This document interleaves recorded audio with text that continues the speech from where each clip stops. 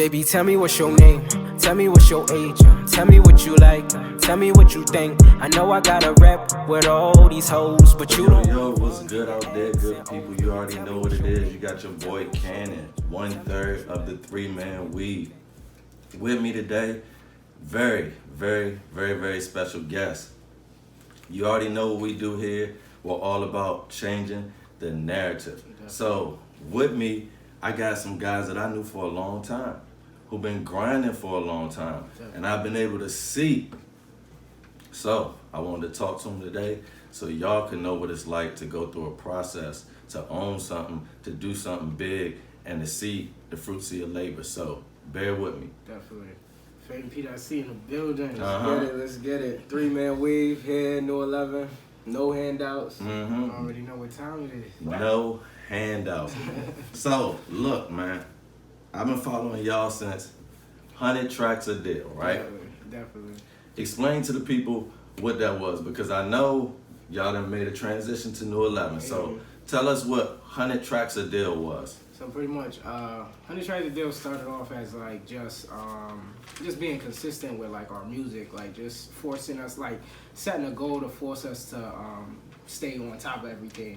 So pretty much the concept was make 100 tracks or get a signed deal doing music. Okay. So what we did was we just started doing like 100 tracks, and as time went on, it was just like it just kind of became a movement, especially like on like our SoundCloud. Like a lot of producers wanted to like really like send beats to us and like just join the wave and just be a part of the whole scenario. So we met a lot of producers in the midst of it, and like we made like a lot of dope music. A lot of it is all original music, all original beats, and like from a lot of different producers. And then from there, pretty much, it transitioned to New 11, because like after we did the whole 100 tracks, you it kind of morphed into something else, realizing that, you know, the deal is just within yourself. So it was sort of like a win-win scenario, because either way, we're just perfecting our craft. So definitely, man. So you did the 100 tracks, right? Did you get the deal? Yeah, we didn't get a deal, but I feel like we definitely got what we needed to at the point in time, and that was like building that fan base and like really starting to see, like, I remember like on SoundCloud we was probably get like 1 play, like 2 play, 10 play, and now we get like thousands on streamings and like overseas and stuff like that. So I think it did exactly what we wanted it to do, which was stay consistent and then like build a following, and I feel like we definitely did that. Okay. Yeah. So listen, man, that was gonna lead me into the next question that I was gonna ask y'all, because it's about the streaming. So Bad Bitches and Fruit Snacks. First project that I was aware of. Yeah. It's definitely like the first one that kind of kicked the whole thing off. So it's like, I'm gonna tell you, during that era, I probably wasn't messing with what I'll say is a local artist. Okay. And y'all my bros, so I said I'm gonna give it a try, right? Definitely. And people were saying like, I ain't listening to no local artists. That was like the vibe, you know? Yeah. And so I'm listening to it, and I'm like, yo, Virgo Twins got bars. Like, and I was saying that to people, like, I was like, yo, they got bars. Yeah.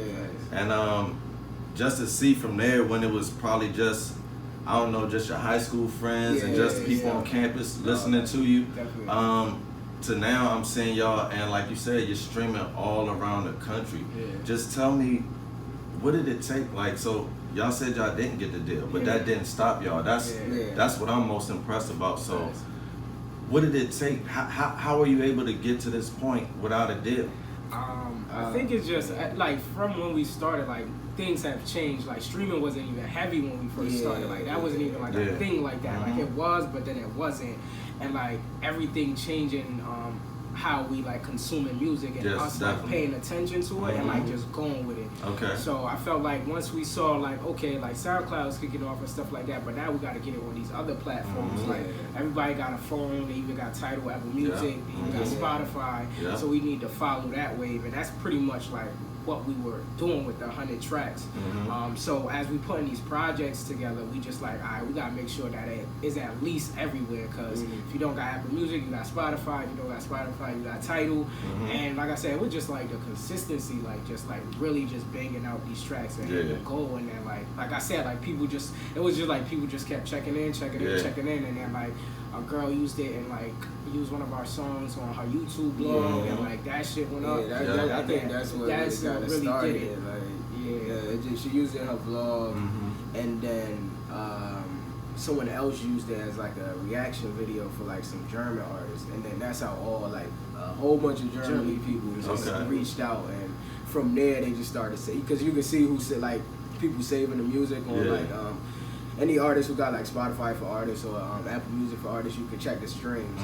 So you'll see like where you're streaming at and where how many people are saving it, and then people just in Germany people was just saving it and then adding it to their playlist, and they just kept building. I was like, damn, this shit is crazy. So next question is, if I'm a supporter, you know, I automatically download the album like on my streaming app. I got Spotify, I got Tidal. So I automatically would just download the album. Now, if I download the album and I listen to it like that, does that help you? Yeah, definitely. Yeah, because it's like if you download it, you also saved it. So it's like what it is with streaming is weird. So remember, like back in the day, you had a CD. You feel me? And that's all you had. You had the CD, and like only time to really play the CD is when you in your car or here, home, or whatever. Now you could stream it like anytime, like repeatedly, like on a whole different level. Like I go back and listen to like the Black Album, you know, like 10 more times. If I just had a CD, I wouldn't be able to do that. True. You know what I mean? True. So you're actually just creating that stream again, creating the conversation and just saving it to your profile. The way like the algorithm works for a lot of these things, you do get like a lot of streams, like people playing it, but the people saving it too is like what's like really the big thing with the algorithm. So what I'm hearing is that both of you guys, y'all really put the business mindset behind what you want to do. It's deeper than rap. You see what I'm saying? So how y'all get started? Like take me back, man. Take me back to when you first, or who was the first to say, you know, we can rap. Okay, so it's like a bunch of different parts. So I think the first scenario was like, we was living in Connecticut, Hartford, Connecticut. We was at Elmer Street with my boy Quandell. We was all chilling in the crib, and my uncle got us like this boombox where you could record on. And it's back when you had tapes and you pop the tape, you hit the record button, you could record over it. So we on the windowsill just making beats, and we just rapping, but we didn't really know what it was. And then from there, I think that was like the initial spark. And then my dad was like really into music. When we went to Jamaica, he would have a studio, so we kind of got that environment. And then as we got older, maybe like around 14, 15, we met my boy Kamar, who was like, he was already like, he'd been rapping, and we seen him like just battle and stuff like that, and that shit was just so appealing. We was like, yo, you know what, we gotta take this shit serious. So like throughout high school, we always been rapping, putting out music, and then kind of college a little bit distracted us because we really couldn't have like time to really record or have like the equipment. And then it was like one point where we met Drake one time and we rapped for him, and then from there we was like, yo, we gotta take this shit serious. And then after college, that's when like the whole 100 tracks is there, and then I think the after college thing, because it was just like, we was working like bullshit jobs, like it was like weird, like it was like after college, it's so weird because anybody who went home who went away to college and then went home, it's just like nothing changed. That's exactly what it felt. It was just like, dang, like this shit like exactly the same, and like, you know, I was just outside chilling with my friends again and working. It just felt like it was like no purpose. Like it just felt like work and nothing else was going on. So I was just like, definitely gotta have a purpose for what you do. Facts. So I was just like, yo, let's just keep doing this music because this is the only thing that makes sense. This is the dopest shit that popping right now. So doing that. You met Drake. Tell me y'all all-time favorite artists. Best favorite rapper. Right now I gotta be Jay-Z. Okay. Jay-Z and Drake right now. I will have to agree. I'm also like just like a big fan of Biggie too. So. Yeah, definitely Biggie, Jay-Z, And for currency, always been like, Oh, yeah. Yeah, I like Spitter, man. I'm a Spitter fan, man. Actually, when I first started rapping, my favorite rapper was The Game. Okay. The Game was my favorite rapper. That's Okay. what I was listening to, and then that's kind of how I developed like some type of like scale towards it. Okay, now Fame, you talked about you know, getting back and working the BS job. Yeah. So I follow you on IG, Yeah. and I like your IG, man. It's very inspirational. I don't know if it was a few years ago back. I was telling my shorty like a few years ago back, like you said you read a book, you know, it talked about how people who got up early, you know, did more stuff Yeah. throughout the day, you know, Definitely. than people, you know, before they even get out of bed. You Yeah, feel me? yeah. And so, but the funny thing is, you ain't just read the book and just say that. Like, you've been living that, man. Facts. So it's like when I wake up, you know, and I always check IG like before I really get out of bed or whatever. And a lot of times I'll see your good morning, you coming from the gym or something like that, Yeah. you know, and that's just real. I said, I don't know if when I was your age, when I was 23, fresh out of college, if I could have had discipline like that. Mhm. So one, I commend you for that. But the 9 to 5 thing, this is what I want to get to. Yeah. How, for people out there who feel like the 9 to 5 is just weighing them down, Yeah. you know, how do you make that transition? And P, I don't know if you got a 9 to 5 Yeah, either, nah, so, yeah. but you know, both of y'all speak to the 9 to 5 thing. I think it's just like really like we always took it as like to fund the dream or fund whatever we was into, because it was like, to me it's like the 9 to 5 is okay, but like you can't move how you want to move or be creative or you can't be innovative. Like we all went to college where we all was like free thinkers. Everybody was like different organizations. We had dances. We had so much creative, and then like to leave that and then go to like this crazy structure.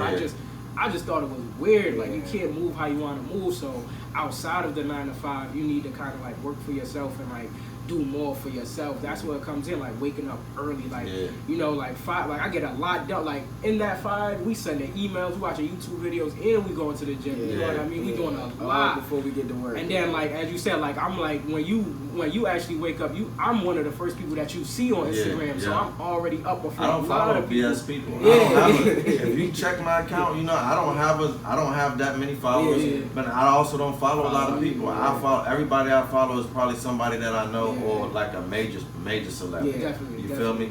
But I really know my people, and that's the one thing that's organic about, you know, my IG. So it's like I don't see a lot of cap stuff when I turn it on. I see all of my people. You feel me? And so I see you're probably the earliest one up if you do make a post that day. You feel me? So you know it is what it is. Yeah, man. And then I think just going back like with the whole 9 to 5 thing, it's like to me it wasn't no type of fulfillment to it. Like I don't know how anybody else feels. It's just I'm just doing this work, and I don't really be caring about like, because people, to how I see it is like, yo, you go into this environment and there's a lot of people just complaining about the job, and I'm just like, damn, I don't want to just be sitting up here complaining and then shit is trash, and then for the most part people just be talking about sports and I don't even watch sports, and I be like, alright, and then like other than that you really don't want to chill with them outside of work, so the whole shit was just like, this is stupid. Definitely. Now I will say that like I do work a 9 to 5, but the thing about my 9 to 5 that's different than most people is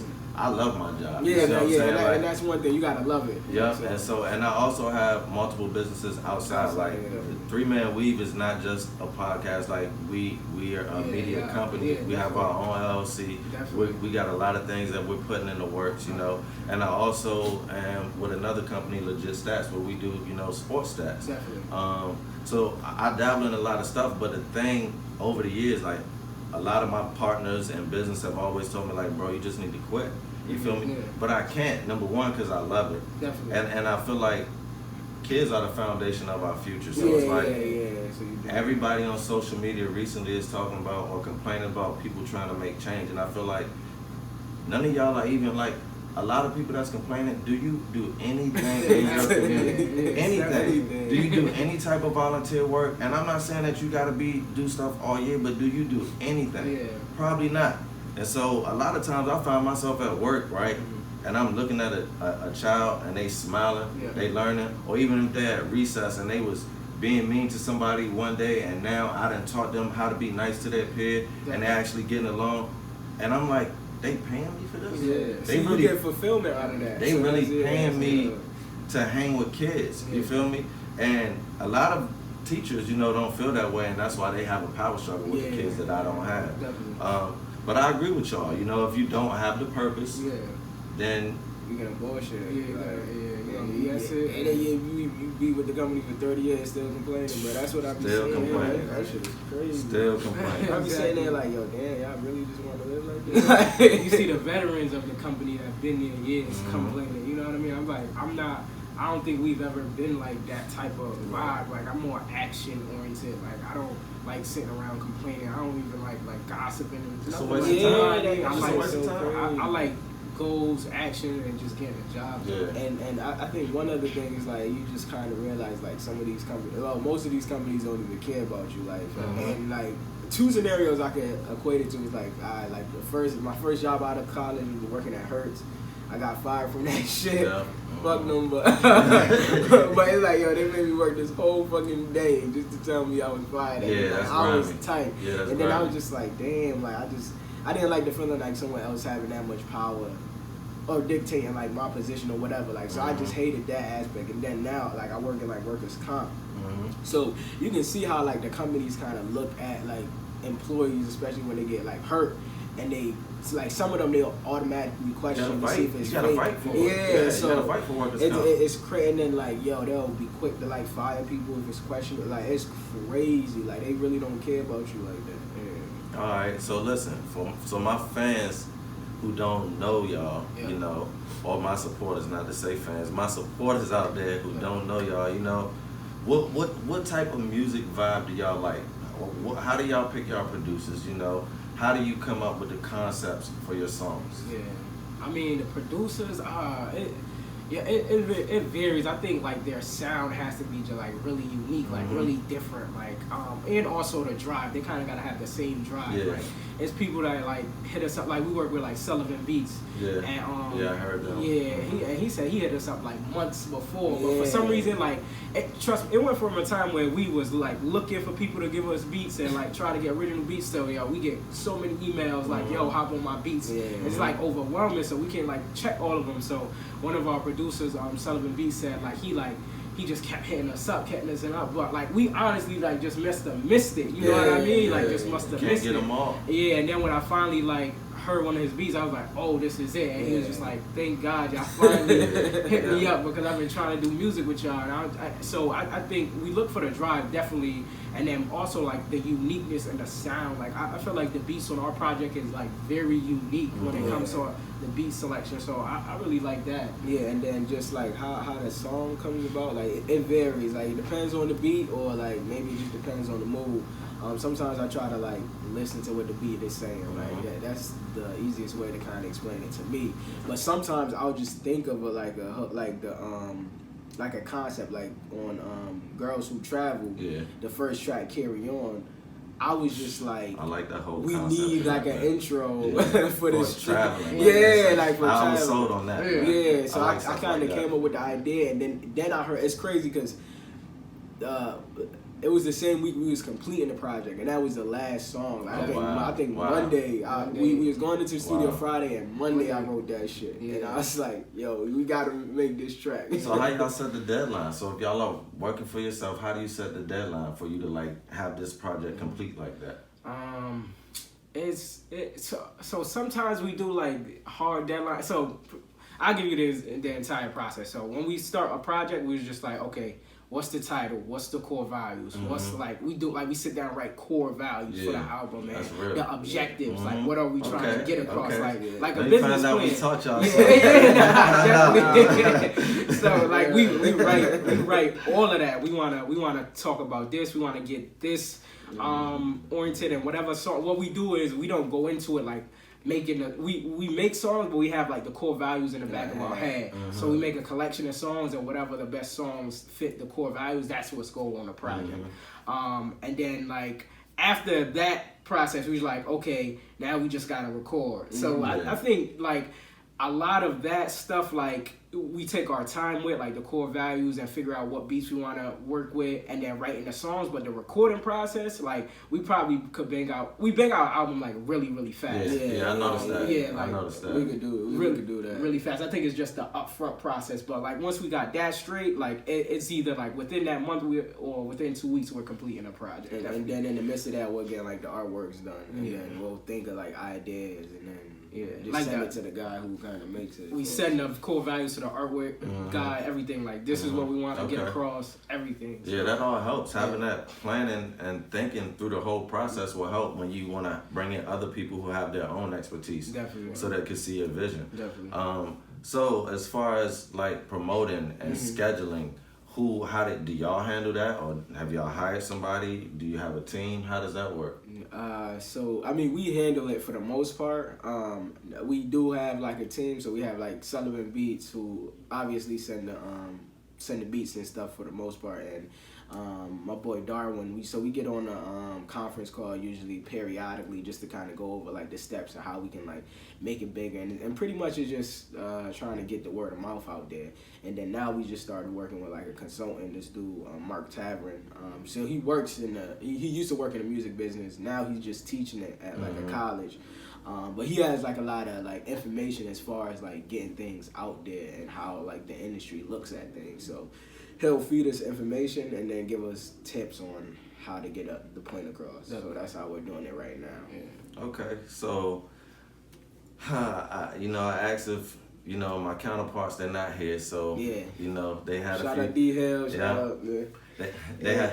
They had a few questions, So I'm not gonna tell you who asked what, but 3-Man Weave wants to know who's the best lyricist between Fame and PdotC. Best lyricist? I'm the best. I'm gonna say Dre. I'm gonna say Dre, the best lyricist. I feel like I honestly feel like his lyrics is like very keen and unique.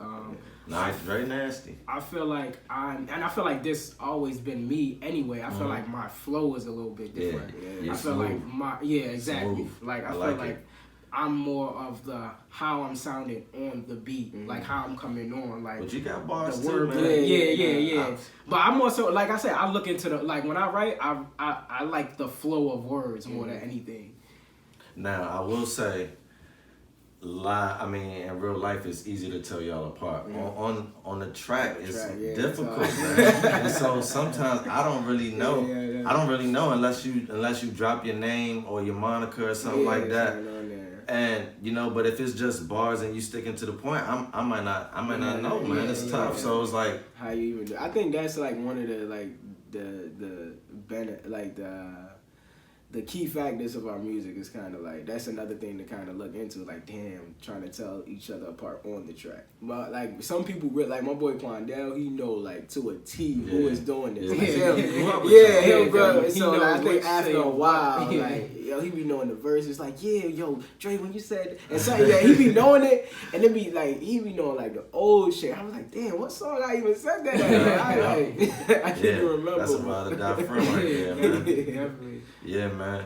But I also want to talk to y'all about living room, man. You love that. I do, man. I feel like, to me, I feel like that has a capability to be a national hit, and people probably, they're probably gonna say, "Kenny just saying that those you go back with them," but it is what it is. Like, y'all can say I'm being biased if you don't think, just go listen to it. Like, you feel me? But living room, man, I feel like it represents the everyday struggle, because like people look at y'all and they might see y'all and they see that y'all are rappers, y'all are traveling the world, you're doing your thing, and they may think that you're not a normal person. You feel me? But I know y'all from the beginning, so I know y'all normal people. But it's like, how did that concept come about for that song? So I came with the concept, and I just took it off like the whole like the happy home thing, like that people be saying. So it's like you gotta have a happy home, which is like your wife and everything.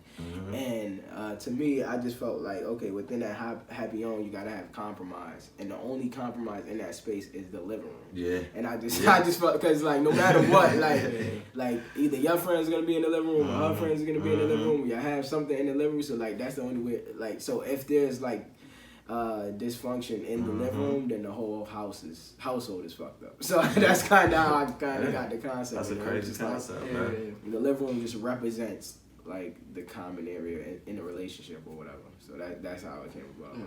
But I definitely feel like, man, that song, somebody's gonna hear that song, man, and that song is. We live in this viral time. I mean, and it got a lot of, it's doing numbers anyway. You know, and I feel like steady numbers, those are the best because those are organic. Definitely. Those are your real people who are really listening to you. Definitely. When something goes viral, you know, those are your wishy-washy people. Like, they'll turn on you like that. So you always want a core with you. Another question that 3-Man Weave wanted to know is solo projects. Y'all ever gonna do solo projects, or is it always gonna be the bond thing? I think it's gonna probably always be the bond thing. Like, Yeah. I don't really see like I would rather do it with my brother any day. So. Yeah.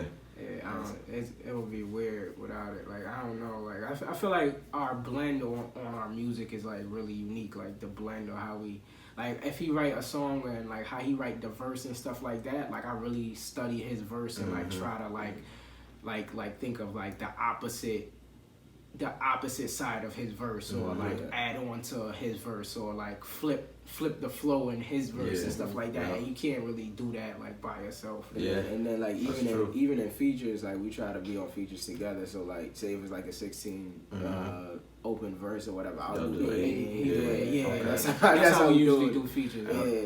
And it's crazy because I used to have my brothers and I, you know, y'all know my brothers. We used to be tight like that, you know, but as we've gotten older, you know, and where we live at and things like that, we've grown up. I'm not going to say our relationship has grown apart, but just physical distance in between us. But I also have a set of twin brothers. So it's like, I don't know what it's like to be a twin, but I do understand the dynamic of twins because I'm very, very close because I have twin brothers. And I would love to just work with my brothers. It's like, you know, that's like the ultimate because it's like you said, like, I know now, I haven't said phrases in a year, but I know that if I get around my brothers, they can still finish some of my phrases and stuff like that. It's just because of the connection and the bond over the years. So I respect that, man. Y'all should stay together. I feel like everything that y'all do is fire together anyway. So you shouldn't mess with it. You shouldn't mess with the technique. Then so I was gonna ask y'all, did y'all have any questions for 3-Man Weave? Yeah, what's next for y'all, man? Because I see y'all moving. Honestly, y'all the reason I even like know what's going on in sports. Yeah, like when I see y'all podcast, I'm like, okay, I can check this out. I mean, go ahead. I was gonna say, yo, it's really dope because me personally, I love seeing like when people like get creative. You know what I mean? And I feel like y'all got like really creative like doing that, and like. It might seem like it came out of nowhere to other people, but I feel like y'all three were like the two creative people to do something like that. Like it only made sense. Like it's just dope. It's like, been a blessing. It's been a blessing. What we got coming in the works? We got a brand new website that we're working on that we're getting ready to launch soon. We're gonna be doing more writing articles, not just talking. Getting into blogging. And we're gonna start going to more events and actually covering the events there. So that's what we got in the works coming up, you know. And it's a process like everything else, but we're sticking to it. We also got, you know, we about to, when football season launches, we gonna launch. That's pretty much gonna be season 2 for us. You know, our first season 2. So we're gonna do a whole new, probably re-roll out for everybody. We're gonna have, you know, merch for everybody. So, you know, we just trying to hit on all cylinders, cover all bases. And we also just working with a lot of people that we know. Like a lot of stuff that we do, we're not like going to a big corporation. Like this is just all small business trying to give other people opportunities. Like we had Marty, he did our intro. I know that shit. I don't know if y'all know A.U. Wood, but he also went to VSU probably a couple years before y'all. But he a big artist out of there. I think I sent you some of his project. I sent you his project. But He actually did the beat for the intro. Yeah. Okay. So and, you know, we had somebody from VSU actually do the graphics. So it's like we just trying to network with our people, you know. Definitely. So when someone says, like, when we actually get out there and complain, we could say at least we trying to help and reach back in our community. Yeah, you feel me? definitely. We're not just talking without action. We trying to put action to words, Definitely. and that's what we trying to do. So I know you don't watch sports, but my not the fans, the supporters. They will be remiss if I let y'all get out here without at least telling me y'all favorite teams. My favorite team. I try to stick to like the home team, so anything New England. So I would say like New England Patriots, Yeah, can't be mad at that. Boston Celtics. Yeah, okay. So, And then UConn, like UConn. So Definitely. So Boys and girls. Yeah, busting So if anything sports and is related to that, like I probably will mess with that. Shout out to Connecticut Suns too. That's the WNBA team. Now, real quick before we get out of here, I will say, man, when I was a young buck and I wasn't living right, I met a dude, man. He was, my brother used to go to HU, my older brother, used to go to Hampton University. And he met this dude, man. He's from Connecticut, man. And so, you know, he was like, man, y'all need to just come home with me, man. Come home with me, right? And so in my mind, like, I had a picture of Connecticut in my mind, right? And so he lived in New Haven, man. And bro, when we got up there, it was like gun store, liquor store, and I was like, it was really the trap, like, and I was like, all of the stuff that he was talking that I thought was fake was real about Connecticut. And I was like, it's just crazy how you'll get a picture of somewhere in your mind and it can be just totally false, man. So, it's weird, man. Everybody think like that shit is just nothing but rich people up there. But I mean, shit, I wish I was living over there, to be honest. But it really don't be like. I mean, there's areas like that. Don't get me wrong, but I definitely see where the grit and the music come from. Definitely. Definitely. But before we get out of here, you know, tell everybody where they could find your work at, how they can find y'all at, and how they can get in contact with y'all. Man, definitely hit us up like on all social media platforms. My thing is at FAME_NE, Fame_Rugby on Snapchat, but Twitter and Instagram is Fame_NE. And I'm at PdotC_NE. That's at PdotC_NE. And for Snapchat is at PdotC_18. Follow us. Make sure you stream Girls on Tour, Girls Who Travel, all that. We got a lot of the Hail Marys. We dropping a video today, actually. X's and O's. X's and O's video out now, actually. Yeah, it's on YouTube. And then we just a lot more music coming on the way, and a couple more Hail Mary projects, and let's get it. Hell yeah. All right, and y'all already know where y'all can follow 3Man Weave at. We're already on IG at 3Man Weave _, Facebook 3Man Weave _. We got the group at 3Man Weave group. And you can email us at podcast.3.man.weave@gmail.com. I'm Cannon, 1/3 of the 3Man Weave. I got with me. Fame PdotC. Let's get it. Shout out to D Hill. Shout out to AJ too. And we out. Doing things you can't believe. It's the 3-Man Weave. We come at you with topics. No, you cannot stop it. Oh, baby, tell me what's your name. Tell me what's your name. Baby, tell me what's your name. Baby, tell me what your name is.